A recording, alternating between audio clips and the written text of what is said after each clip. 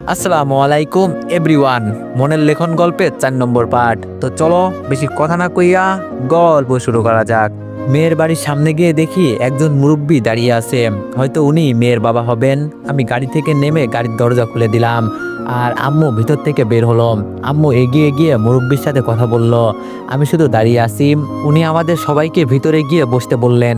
আমরা সবাই গিয়ে ভিতরে বসলাম। আমি চুপ করে আছি। আমার এখানে এত কথা বলার দরকার নেই। যা বলার তা আমার আম্মুই বলবেন। এজন্য শুধু চুপচাপ বসে আছি। তবে মেয়ের বাবা আচমকা একটা প্রশ্ন করলো যে আপনাদের সবাইকে তো আমি কম বেশি চিনি। রিয়াকে দেখিয়ে বলল, এই মেয়েকে তো আগে কখনো দেখি নাই। আম্মু কিছু বলবে তার আগে রিয়া বলল, জি আঙ্কেল, আমি ওদের বাসায়। রিয়াকে আমি বললাম, রিয়া মাইকে আমার কাছে দাও। আর বড়রা কথা বলছে দেখছো না, এখানে তুমি এত কথা বলবে না। আমি বলছি তো, শুধু চুপচাপ বসে থাকো। আমি এবার মেয়ের বাবাকে বললাম, জি, এই মেয়ে আমার আম্মুর ছোট বোনের মেয়ে আর ও আমাদের বাসায় থেকে পড়াশোনা করে। আমার কথা শুনে রিয়া অবাক হয়ে আমার দিকে তাকিয়ে আছে। আম্মু শুধু হাসি দিয়ে বলল, ও আমার বড় বোনের মেয়ে। আমি মাইকে কোলে নিয়ে বললাম, আর এ হলো আমার মেয়ে। আঙ্কেল জিজ্ঞেস করলো, কিন্তু তুমি না সবার ছোট, তাহলে ও তোমার? আমি আঙ্কেলকে বুঝিয়ে বললাম যে আমি কাউকে না জানিয়ে গোপনে বিয়ে করছিলাম। এইসব কথা আমি পরিবারের কারো কাছে বলি নাই। কিন্তু আফসোস, ওকে জন্ম দিতে গিয়ে ওর আম্মু মারা গেছে। আমার কথা শুনে আঙ্কেল বলল, বাবা এই নিয়ে মন খারাপ করো না, হয়তো তোমার কপালে এমন লেখা ছিল। তুমি যদি বলো তো আমি তোমার জন্য। আম্মু বলল, তার আর দরকার নেই ভাই সাহেব, আগে বড় ছেলের বিয়ে হয়ে যাক, পরে দেখছি। আম্মু মেয়ের বাবার সাথে টুকটাক কিছু কথা বলল। কিছুক্ষণ পর মেয়েকেও নিয়ে আসা হলো। আমার ভাবি দেখতে মোটামুটি ভালোই সুন্দর আছে বলতে হবে। তবে হঠাৎ করে দরজা ঢেলে একটা মেয়ে ভিতরে ঢুকলো। মেয়েটাকে দেখে আমি একটু বোকাই হয়ে গেলাম। এই মেয়ে এখানে কি করে? এটা তো আমাদের ক্লাস টিচার, যাকে আমি প্রপোজ করেছিলাম। ম্যাডাম এসে চুপচাপ ভিতরে চলে গেল। যাওয়ার আগে শুধু আমার দিকে একবার তাকিয়ে দেখলো। মনে মনে বললাম, এই তো সুযোগ, ওনার নামটা জেনে নেই। এজন্য বললাম, আঙ্কেল এই মেয়েটাকে তো আমি চিনলাম না। আঙ্কেল বলল, ও আমার মেয়ের বেস্ট ফ্রেন্ড, ওর নাম হলো মিতু। আরও আগে আসার কথা ছিল ওর, কিন্তু ও ভার্সিটিতে গিয়েছিল, তো এই জন্য হয়তো একটু দেরি হয়েছে। আমি বললাম, ও বুঝছি আঙ্কেল, তবে আপনি যদি অনুমতি দেন তো আমি ভাবির সাথে আলাদা করে কিছুক্ষণ কথা বলতে চাই। আঙ্কেল বলল, আরে এই কথা কি বলা লাগে, যাও আমার মেয়ের সাথে। আমি মাইকে রিয়ার কোলে দিয়ে ভাবির পিছনে পিছনে যেতে লাগলাম। আম্মু শুধু পিছনে ইশারা করে বলল, বাবা আর যাই করিস ঝগড়া করিস না, আবার দেখিস। ভাবির রুমে যাওয়ার পর ভাবি বলল, কি খবর ছোট ভাই তোমার? আমি বললাম, জান ভাবি, আপনি আমার সাথে কথাই বলবেন না, ভাইয়ার সাথে প্রেম করেন আর আমি কিছু জানি না, এটা কিভাবে সম্ভব? ভাবি বলল, আমার এখানে কোনো দোষ নেই, তোমার ভাই আমাকে না করছে, এজন্য বলি নাই। নাও তুমি তোমার ভাইয়ার সাথে কথা বলো। এই কথা বলে ভাবি ফোনটা আমার দিকে এগিয়ে দিল। ভাইয়া আমাকে দেখে বলল, কিরে ছোট ভাই, ভাবিকে পছন্দ হয়েছে? আমি বললাম, যা তুই আমার সাথে কোনো কথা বলবি না, এতদিন ধরে ভাবির সাথে প্রেম করিস আর আমাকে বললি না। ভাইয়া বলল, বলতে পারিস, এটা তোর জন্য সারপ্রাইজ। হঠাৎ আমার নজর গেল ভাবির হাতের উপর। দেখি ভাবির বাম হাত দিয়ে রক্ত বের হচ্ছে। আমি ভাবির হাত ধরে বললাম, কি গো ভাবি, আপনার হাত দিয়ে তো রক্ত বের হচ্ছে। ভাবি রক্ত দেখে বলল, কি জানি বাবা, কোথায় লেগে কেটে গেছে নিজেও বলতে পারি না। এইদিকে তো ভাইয়া ভাবিকে ফোনে বকাঝকা করছে, নিজের খেয়াল নিজে রাখতে পারে না, আরো কত কি। ভাবির হাতের রক্ত আমি রুমাল দিয়ে পরিষ্কার করে দিলাম। রুমালটা হাতে বেঁধে দিতেই কে জানি আমার হাত টান দিয়ে আমার গালে ঠাস করে একটা চড় দিয়ে দিল। চড় খেয়ে গালে হাত দিয়ে দাঁড়িয়ে আছি। আর মিতু ম্যাডাম আমাকে বলছে, তোর কত বড় সাহস, তুই আমার বান্ধবীর গায়ে হাত দিস, ও না তোর বড় ভাইয়ের বউ, তুই ওর গায়ে কিভাবে হাত দিলি? এখন যদি আমরা তোদের পরিবারে আমার বান্ধবীকে বিয়ে দিই, তাহলে বিয়ের পর তো তোরা এইসবই করে বেড়াবি। তোদের মতো পরিবারের কাছে আমরা মেয়ে বিয়ে দিব না। যা আমাদের বাসা থেকে বের হয়ে যা, লুচ্চা পোলা কোথাকার। শুধু মেয়েদের সাথে নষ্টামি করতে মন চাই, যখন সুযোগ পাস তখন খালি মেয়েদের গায়ে হাত দিস। মিতু ম্যাডামের এইসব উল্টাপাল্টা কথা শুনে রাগে আমার শরীর ফেটে যাচ্ছে। আমিও শরীরের জোর দিয়ে মিতু ম্যাডামের গালে ঠাস ঠাস করে 2টা চড় দিয়ে বললাম, এই ফালতু মেয়ে, তুই কোথা থেকে আসলি রে?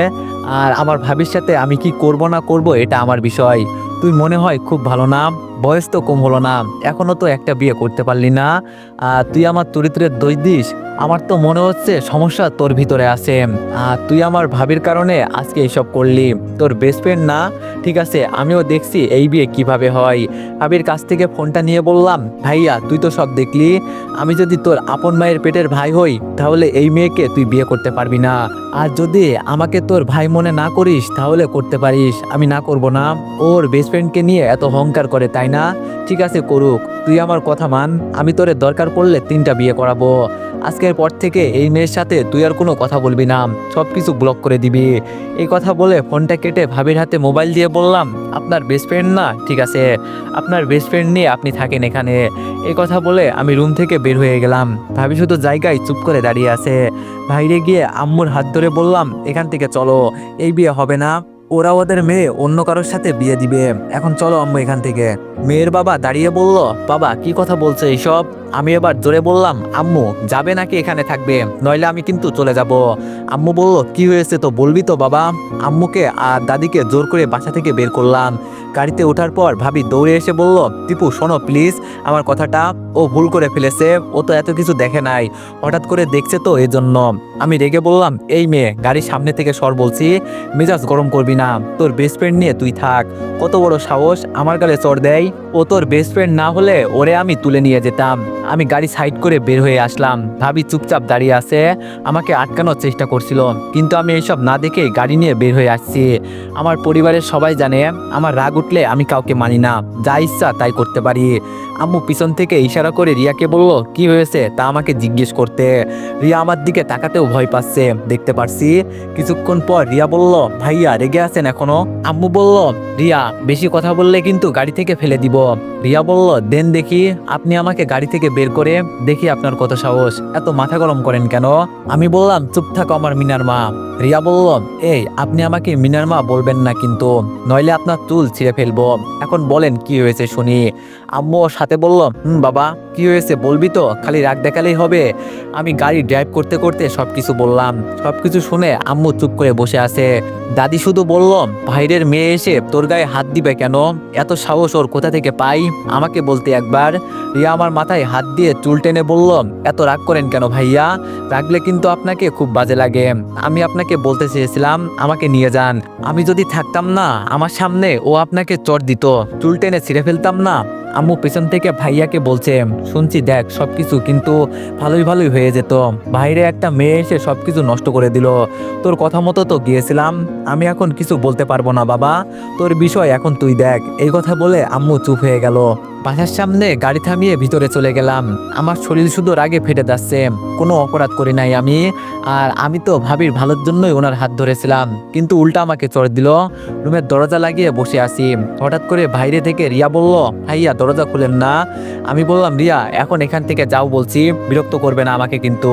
রিয়া বলল, ভাইয়া একবার দরজা খোলেন, আপনার সাথে কিছু কথা বলতে চাই প্লিজ ভাইয়া। এই মেয়েকে কিছু বললেও এখন বুঝবে না, শুধু জ্বালাবে। কি আর করব, উপায় না পেয়ে দরজা খুলে দিলাম। দরজা খুলে আমি গিয়ে বিছানার উপর বসলাম। রিয়া আমার সামনে দাঁড়িয়ে বলল, ভাইয়া আমি কি বসবো আপনার পাশে? আমি বললাম, দেখো রিয়া, মন মেজাজ এমনিই ভালো না, কথা বলতে ইচ্ছে হচ্ছে না আমার। তুমি বুঝতে পারো না কেন বলো তো আমার কথা? রিয়া দাঁড়িয়ে আমার হাতে ছোট্ট একটা চকলেট দিল আর বলল, এটার দাম কত জানেন? এটার দাম 1 টাকা। ছোটবেলায় আমি যখন কান্না করতাম তখন আমার বাবা আমাকে এই চকলেট দিত, চকলেট খেতাম আর কান্না করতাম, পরে আমার মন ভালো হয়ে যেত। এই 1 টাকার চকলেট আমার কাছে মনে হতো 1000 টাকা। রিয়ার কথা শুনে আমার মনটা সত্যি একটু হালকা হলো। চকলেটের কাগজটা ফেলে চকলেট মুখে দিয়ে বললাম, বসো রিয়া এখানে। রিয়া আমার পাশে বসে বলল, ধন্যবাদ ভাই আপনাকে। আমি বললাম, ধন্যবাদ কেন? রিয়া বলল, এই যে আপনি বললেন আপনার পাশে বসতে। আমি বললাম, এজন্য কি আবার ধন্যবাদ দিতে হয় বোকা মেয়ে? রিয়া বলল, ভাইয়া আপনি কি জিম করেন? আমি বললাম, আগে করতাম, 1 সপ্তাহে 1 দিন যাই। কেন বলো তো? রিয়া বলল, না এমনি বললাম, তবে আপনি খুব ভালো মেয়ে বিয়ে করতে পারবেন। আমি বললাম, এমনটা মনে হলো কেন? রিয়া বলল, এর কারণ আমি আপনাকে বলবো না, এখন বলেন মন ভালো হয়েছে? আমি বললাম, কিছুটা তো ভালো হয়েছে। রিয়া বলল, এত রেগে যান কেন বলেন তো? এত রাগ ভালো না, জানেন না আপনি? আমি বললাম, না জানি না, আজকে তোমার মুখ থেকে শুনলাম। রিয়া বলল, ভাইয়া আপনাকে একটা কথা বলবো, বকা দিবেন না তো আবার? আমি বললাম, আরে না, বকা দিব কেন বলো তুমি? রিয়া বলল, আসলে হয়েছে কি ভাইয়া, বাবা মাকে ছাড়া তো কখনো একা থাকি নাই, একটু গ্রামে যাওয়ার দরকার ছিল। সমস্যা নেই, আমি মাইকে সাথে করে নিয়ে যাব। ভাইয়ের জন্য তো আমাকে এখানে নিয়ে আসা, ওকে আমি সাথে করে নিয়ে যাব। আমি বললাম, মাইকে শুধু নিয়ে যাবে, মেয়ের বাবাকে নিয়ে যাবে না? আমার কথা শুনে রিয়া খুশি হয়ে দাঁড়িয়ে বলল, ভাইয়া আপনি যাবেন আমার সাথে? আমার যে কতটা ভালো লাগছে। আমি বললাম, গ্রাম এলাকা দেখার আমার খুব ইচ্ছা, নিয়ে যাবে না আমাকে? রিয়া আমার পাশে বসে বলল, আমরা গরিব মানুষ ভাইয়া, এত ধনী না, আমাদের সাথে থাকতে পারবেন না ভাইয়া, যদি কোনো সমস্যা হয়। আমি বললাম, আরে কিছু হবে না, তোমরা থাকতে পারলে আমি পারবো না কেন? তুমিও মানুষ, আমিও মানুষ। রিয়া বলল, সত্যি ভাইয়া আপনি খুব ভালো মানুষ, কিন্তু খালামণি কি বলে? আমি বললাম, ওটা আমি দেখে নিব, এই নিয়ে তোমাদের কোনো চিন্তা করতে হবে না। রিয়া বলল, তাহলে যাব কবে আমরা ভাইয়া? আমি বললাম, আগে পরিস্থিতি বুঝি পরে যাব। রিয়া বলল, আপনি বসেন, আপনার জন্য আমি কফি নিয়ে আসি। আমি বললাম, না তার দরকার নেই, বসো তুমি এখানে। রিয়া বলল, না ভাইয়া আমাকে কাজ করতে হবে, এখানে আসি শুধু আপনার জন্য, আপনার মন খারাপ ছিল এজন্য ভাবলাম আপনার মনটা ভালো করে আসি। আমি বললাম, আচ্ছা ঠিক আছে যাও, সমস্যা নেই, কিন্তু আম্মুর সাথে এসব বলার দরকার নেই, কখন যাব আমি আম্মুর সাথে কথা বলবো। রিয়া বলল, ওকে ভাইয়া তাহলে আমি গেলাম। রিয়া চলে যাওয়ার পর আমি বললাম, সত্যি এই মেয়েটার মনটা অনেক ভালো, আমার জীবনে আমি আর কিছু চাই না, ওর মতো একটা বউ পেলেই হলো। তবে রিয়াকে দেখে মনে মনে একটাই সিদ্ধান্ত নিয়েছি, যদি বিয়ে করতে হয় তাহলে গ্রাম অঞ্চলের মেয়েকেই বিয়ে করব। ওরা আর যাই হোক স্বামীর মন বুঝবে। কিছুক্ষণ আগে কত রেগেছিলাম, কিন্তু ওর সাথে কথা বলে মনটাই কেমন যেন ভালো হয়ে গেল। ওয়াশরুম থেকে ফ্রেশ হয়ে ঘুমিয়ে গেলাম। ঘুম ভাঙলো চেঁচামেচির শব্দে। বাইরে কেউ একজন আম্মুর সাথে মনে হচ্ছে যেন উচ্চস্বরে কথা বলছে। আপু তো আবার এখানে আসে নাই। আমি তাড়াতাড়ি রুম থেকে বের হলাম। রুম থেকে বের হয়ে দেখি ভাবির পরিবারের সবাই চলে আসছে। ভাবি আম্মুর হাত ধরে কান্না করে বলছে ওকে মাফ করে দিতে। আমি ভাবিকে দেখে রুমে চলে গেলাম। ওরা আবার এখানে কেন আসছে? কিছুক্ষণ পর ভাবি আমার রুমে ঢুকে বলল, ছোট ভাই মনে হচ্ছে খুব রেগে আছো। আমি বললাম, আপনি এখানে কেন আসছেন, আর আপনার বেস্ট ফ্রেন্ড কোথায়?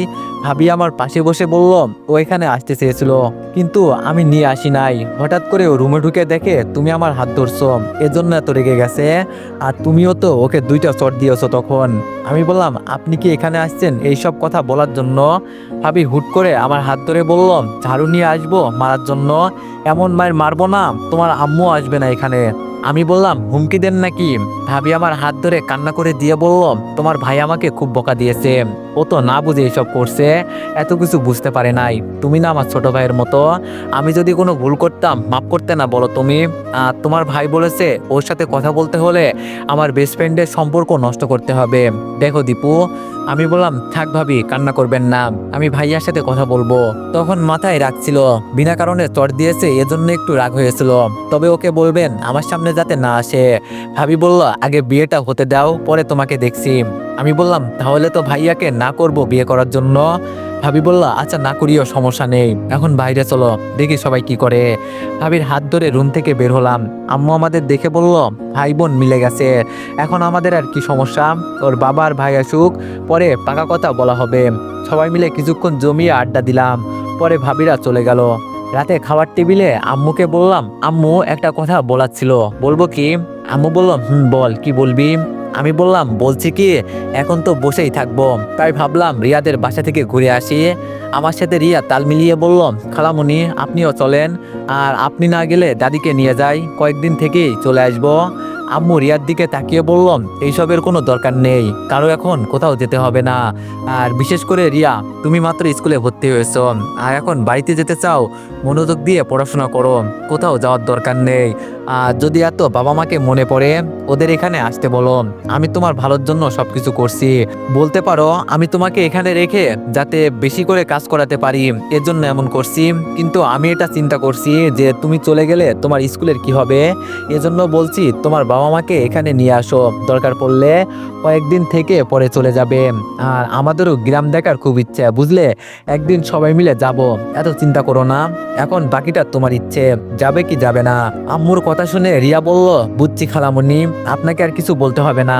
আম্মু বলল, বুঝলে ভালো। রাতের খাবার খেয়ে রুমে চলে আসলাম। ভাবছিলাম রিয়াকে নিয়ে ওদের গ্রামের বাড়িতে যাব, কিন্তু তার হলো না। আম্মু মাঝে একটা ব্যাস লাগিয়ে দিল, থাক এখন আর যাওয়ার দরকার নেই, ভাইয়ার বিয়ে হয়ে যাক আগে, পরে দেখি যেতে পারি কিনা। আজকে 1 সপ্তাহ হয়ে গেল, এই 7 দিন ভার্সিটিতে যাওয়া হয় নাই, এমনকি কারোর সাথে কোনো রকম যোগাযোগ করি নাই। বন্ধুরা কল দিলে বলতাম শুধু বিজি আছি। আর রিয়াকে মাঝে মাঝে স্কুলে যেতে হতো যদি বেশি দরকার পড়তো। আজকে রাতে ভাইয়ার বাবা এসেছে, সকালে উঠে সবাই বিজি। ভাইয়ার বাবা এসেছে, এজন্য সকাল থেকে রান্না শুরু করছে আম্মু আর রিয়া। কত রকমের পিঠা যে বানানো হবে এখন এটা ঠিক নাই। সকালে উঠে তেমন কিছু খেতেও পারি নাই, খুব খিদে পেয়েছে। রুম থেকে ডাক দিলাম, রিয়া কই তুমি? কিছুক্ষণ পর রিয়া কপালে উন্না বাঁধা অবস্থায় এসে বলল, ভাইয়া। রিয়ার অবস্থা দেখে বললাম, তোমার এই অবস্থা কেন? মনে হচ্ছে জানো কিছু একটা সাথে যুদ্ধ করছো। রিয়া মুখের ঘাম মুছে বলল, ভাইয়া রান্নার কাজে খুব বিজি আছি তো আর বলবেন না। বড় ভাই আর খালু আসছে তো, এজন্য খালামণি সকাল থেকে বিভিন্ন রকমের রান্না নিয়ে বিজি। আমি বললাম বুঝছি, আর বলতে হবে না, কিন্তু খুব খিদে পেয়েছে, কিছু একটা ব্যবস্থা করে দাও। রিয়া বলল, এখনো তো কিছু হয় নাই, আপনি আবার কি খাবেন? আমি বললাম, কিছু হয় নাই মানে? দেখো রিয়া, তোমার মাথা ফাটাবো এখন কিন্তু, যা রান্না হয়েছে তাড়াতাড়ি নিয়ে আসো বলছি। রিয়া বলল, আচ্ছা ঠিক আছে ভাইয়া, আপনি অপেক্ষা করেন, আমি দেখছি কি করা যায়। এই কথা বলে রিয়া চলে গেল। কিছুক্ষণ পর রিয়া আমার হাতে পিঠা দিয়ে বলল, নেন এখন খেয়ে নেন, আমি গিয়ে কাজ করি। আমি বললাম, রিয়া শোনো। রিয়া দাঁড়িয়ে বলল, ভাইয়া বলেন, এখন আবার কি লাগবে? আমি বললাম, বসো এখানে। রিয়া বলল, না ভাইয়া বসবো না, পুরো শরীর ঘামে ভিজে গেছে, রান্নার কাজ শেষ হলে গিয়ে গোসল করে নিব। আমি বললাম, আমার কথা কি শুনবে না তুমি? রিয়া বলল, খালামুনি বকা দিবে। আমি বললাম, সে আমি দেখে নিব, এখন এখানে বসো বলছি। রিয়া আর কিছু না বলে ভয়ে ভয়ে আমার পাশে বসে বললাম, বলেন কি হয়েছে? রিয়ার সামনে পিঠা রেখে বললাম, খেয়ে নাও আগে, পরে কাজ। আমার তো মনে হচ্ছে তুমি সকাল থেকে কিছুই খাওনি। রিয়া বলল, না ভাইয়া খাবো না, গোসল করে পরে একেবারে খাবো, এখন খাবো না। আমি বললাম, খেতে বলছি না, খাও কিন্তু। রিয়া বলল, আপনি এমন কেন বলেন? আর আমার কি আপনার পাশে বসে খাবার যোগ্যতা আছে বলেন? রিয়ার সামনে থেকে পিঠাগুলো সরিয়ে বললাম, চলে যাও এখান থেকে। রিয়া উঠে দাঁড়িয়ে আছে, কোনো কথা বলছে না। আমি ওকে আবার বললাম, যেতে বলছি না রিয়া, যাও এখান থেকে। রিয়া বলল, ভাইয়া সরি, আমি আসলেই এটা বলতে চাইনি, কিন্তু আমার মুখ দিয়ে বের হয়ে গেছে। আমি বললাম, ভালো তো, এখন যাও এখান থেকে।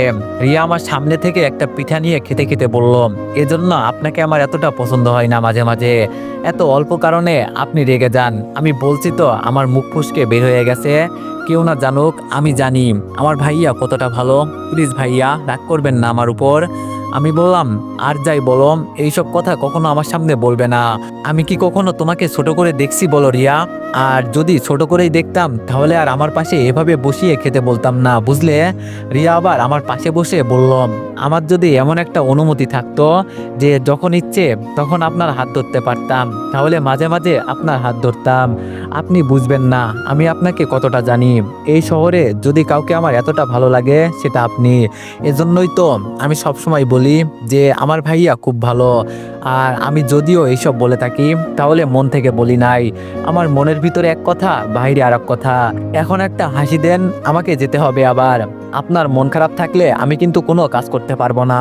আমি আগেই বলছি, সত্যি রিয়ার মাঝে কিছু একটা হলেও তো আছে, নইলে ওর দিকে তাকালে সত্যি আমার মন ভালো হয়ে যায়। বিশেষ করে ও খুব সুন্দর করে কথা বলতে পারে, ওর প্রতিটা কথার মানে আছে। আমি একটা মুচকি হাসি দিয়ে বললাম, আচ্ছা ঠিক আছে যাও গিয়ে কাজ করো, আর কাজ করার আগে কিছু খেয়ে নিও, নইলে আবার কাজ করতে পারবে না। রিয়া দাঁড়িয়ে হাসি দিয়ে বলল, কিছু কিছু মানুষের মুখ দেখে কাজ করলে সারাদিন কোনো কাজ করার ইচ্ছাই থাকে না, বিপদ শুধু লেগেই থাকে। আর কিছু কিছু মানুষের মুখের হাসি দেখে কাজ করলে সারাদিন ভালো যায়। প্রতিটা সময় মনে হয় যে আজকে কোনো একজন মানুষের হাসি দেখে সারাদিন পার করে ফেলছি। এইসব চিন্তা করতে ভালোই লাগে বেশ। তবে আমাদের সীমানা শুধু এই কাজের ভিতরে, এর বাইরে চাইলেও আমরা কিছু করতে পারবো না। আচ্ছা ভাইয়া থাকেন আসি। রিয়া রুম থেকে বের হয়ে চলে যাচ্ছে, আর আমি ওর দিকে এক নজর তাকিয়ে আছি। মেয়েটার সাথে এতদিন ছিলাম, এরপরও ওকে ভালো করে চিনতে পারি নাই। রিয়া মাঝে মাঝে অনেক রহস্যজনক কথা বলে, যা বোঝা বড়ই কঠিন হয়ে যায়।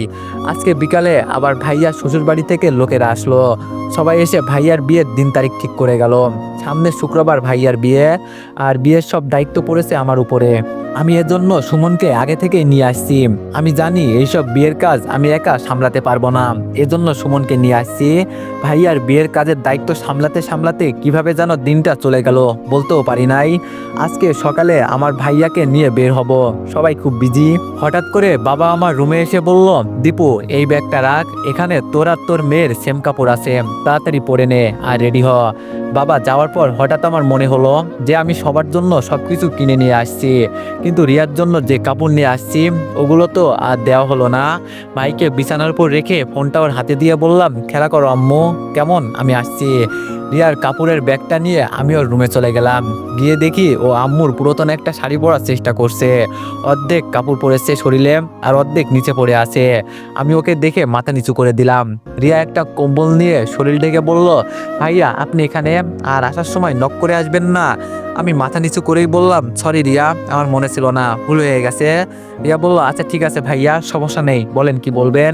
রিয়ার সামনে একটা ব্যাগ রেখে বললাম, তোমার জন্য আগে থেকে সবকিছু কিনে নিয়ে আসছিলাম, কিন্তু দেখো মনে ছিল না দিতে, নাও পরে নাও।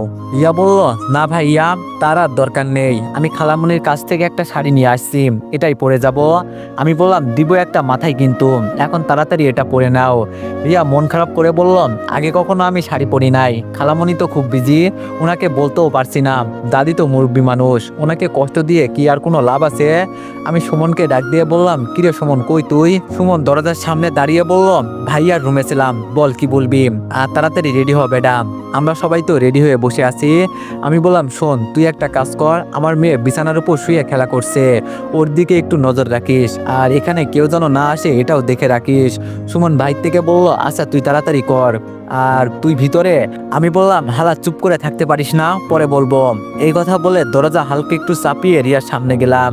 রিয়া শুধু আমার দিকে তাকিয়ে আছে, আমি যে কি করতে চাইছি হয়তো ও এটাই দেখতে চাইছে। আমি রিয়ার একটা উন্না নিয়ে আমার চোখ বেঁধে ব্যাগ থেকে শাড়িটা নিয়ে ওকে পরাতে লাগলাম। তবে রিয়ার শরীরে স্পর্শ করতে আমার গা শিউরে উঠছে, ভিতরে যে কেমন একটা ফিলিং জেগে উঠছে এটা তো শুধু আমিই জানি। তবে কখনো এটা চিন্তা করি নাই কাজের মেয়েকে আমি শাড়ি পরিয়ে দিব। রিয়ার দিকে তাকালেই জানো আমি সবকিছু ভুলে যাই, তখন যে কি হয় আমার এটাই জানি না। আমি রিয়াকে শাড়ি পরিয়ে শেষ করলাম, শুধু কুচি দেওয়া বাকি আছে। ওর পেটে যেই কুচি গুজে দিব তখন রিয়া আমার হাত ধরে বলল, দেন এটা আমি পারবো। আমি চোখ খুলতে রিয়া বলল, ভাইয়া আমাকে সুন্দর লাগছে তো। আমি রিয়াকে ধরে আয়নার সামনে নিয়ে বললাম, এখনো এতটা সুন্দর লাগছে না, তুমি একটু বসো, আমি আসছি। রিয়ার রুম থেকে বের হয়ে আম্মুর রুমে চলে গেলাম। গিয়ে দেখি আম্মু রেডি হচ্ছে।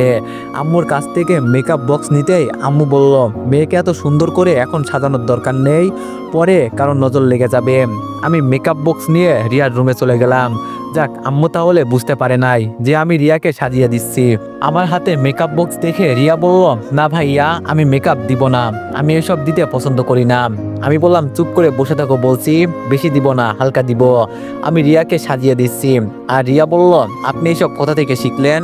আমি হাসি দিয়ে বললাম, ইউটিউব দেখে দেখে শিখছি, আমার অনেক ইচ্ছা যে আমি বিয়ের পর আমার বউকে এভাবেই সাজিয়ে দিব। রিয়া বলল, তাহলে তো যে আপনার বউ হবে সে খুব লাকি হবে। আমি বললাম, এটাও বলতে পারো। রিয়াকে সাজানো শেষ করে ওকে দেখে তো আমি নিজেই বোকা হয়ে গেছি। আমি রিয়াকে দেখে বললাম, ওগো মায়াবতী, কোথায় তোমার বাড়ি? এত সুন্দর রূপ নিয়ে তুমি আমার বাড়ির পাশ দিয়ে যাও, তোমাকে দেখে ঘরে থাকে না মন। তুমি আমার সেই স্বপ্নের মহারানী মহিজন, সাত সমুদ্রের ফুল তুমি, এক আকাশের তারা, তোমার রূপের মায়াতে আমি হলাম দিশেহারা। আমার কথা শুনে রিয়ার তো গাল লাল হয়ে গেল। রিয়া মাথা নিচু করে বলল, জান ভাইয়া এভাবে বলবেন না, লজ্জা করে কিন্তু। আমি বললাম, না রিয়া, আমি সত্যি বলছি, তোমাকে যে কতটা সুন্দর লাগছে বলার বাইরে, একবার আয়নার সামনে তাকিয়ে দেখো। রিয়া আমার কথা শুনে আয়নার সামনে তাকিয়ে বলল, ওমা এটা কে? সাজলে যে নিজেকে কতটা সুন্দর লাগে আমি নিজেও জানতাম না। ধন্যবাদ ভাইয়া আপনাকে, তবে এটা শুধু আজকেই, পরে আর সাজবো না। আমি বললাম, কেন সাজবে না? রিয়া বলল, যেই দিন আমাকে সাজানোর জন্য একটা মানুষ থাকবে সেই দিন সাজবো, তবে সেটা যেন আপনার মতোই হয় এটাই আমি দোয়া করি। এখন চলেন, ভাইকে সাজাতে হবে। আপনিও তো আমাকে সাজাতে গিয়ে এখনো রেডি হন নাই, তাড়াতাড়ি চলেন। তো এভরিওয়ান, নেক্সট পার্টের জন্য সবাই একটু বেশি বেশি লাইক আর কমেন্ট করে দিও। ধন্যবাদ।